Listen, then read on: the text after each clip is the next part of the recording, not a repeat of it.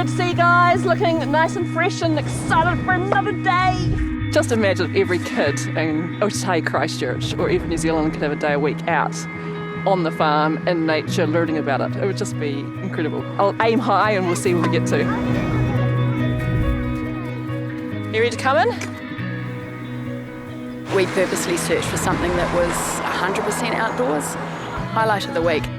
It's busy in school because you get to do lots of different things outside. For him to be out of school and actually outside is huge. Yeah, it's like a classic 10-year-old boy that just wants to be outdoors doing stuff and learning about stuff in the real world. For Lewin, when he was little, he would go crazy if we were inside for too long. And then he would just have to go outside and he was like a different child. The weather is never a problem. Our wet days are our best days. Today, Wednesday, it is our Little Guardians program. It's from 10 to 2 for our 4.5 to 7-year-olds. What is the first thing we need to do with fire to make sure we are safe? Lewin. We need to dig all that soil out so we can put the fire out. Yeah, and make a big pot. We need pine cones. Now, do we need wet ones or do we need dry ones? Dry ones. So we're going to find some dry pine cones. Dry wood. Oh, but that looks interesting. Yeah. Is it okay to be walking in front of the fire? No. Are we?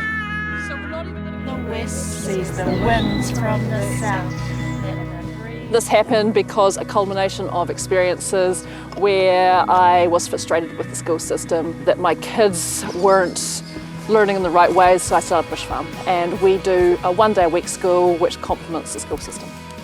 And we get kids outside doing real-world learning on the farm and in the bush. See that one? Mushroom. Look at these mushrooms. You can find edible mushrooms in paddocks. Yeah, you can. Where are the gills in the mushroom? Underneath the bit that sticks up over the stalk. It's hairy on the inside. It's got like brownish white gills. White so it's poisonous. I think we're going over this way somewhere. Have you eaten hoo-hoo grubs before? No, I haven't. Have you? Yep. When they're roasted, they taste like peanut butter.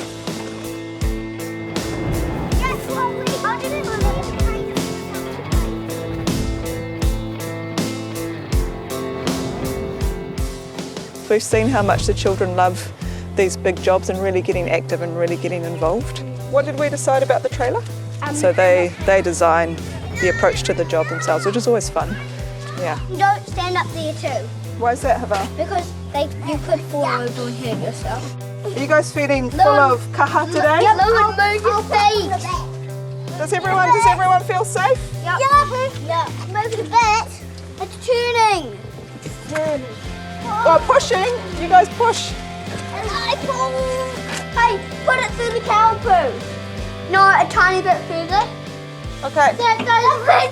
And what about there? Yeah, that's good. And we're in a cow. You get these kids learning about this sort of stuff from a young age, about how interconnected we are, and having real life conversations around death and life and the cycles in between. We're going to be raising completely different children who are going to be completely different decision makers in the future.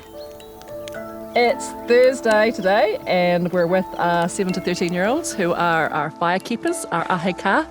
And we're pouring bush tea today because it's kind of slightly chilly and we want to warm our bodies up. About a month or so ago we met some of my cows. You might remember Herman and Antonia. And so we talked a bit about homekill and why a homekill. Important a part of the homekill on the farm is that we honour the animal as much as possible. So we use all the bits of the animal here on the farm. Today's going to be a bit more like a science day, and we've seen some of the insides of the cow. But I just wanted to know how you felt about that first before we went and did it. I'm not a huge fan of seeing insides of people. I'm more of seeing outsides. I don't really mind, but as long as I don't have to touch it. Same. So the fact that these kids have seen the whole cycle for the last couple of weeks is just a phenomenal opportunity Oh, it's really heavy. That's cool. So can you step back a little bit, please? Back legs. No. It's the throat and the two lungs. Oh yeah.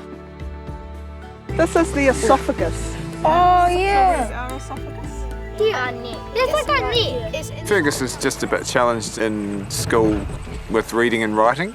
That's nice. Gets anxious in the normal school environment. This school is a breath of fresh air. I like being out on farms and like being outdoors and stuff. It just gives them an extra day off school just to be themselves and be outside. Yeah, and connect with the land as well, which if you can do that from a young age, I mean, then they have that for their whole life. Peanuts. I've made pesto with these and some stuff from Laura's garden.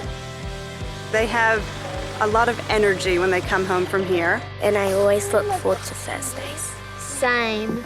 It's my favourite day of the week. Yeah, same.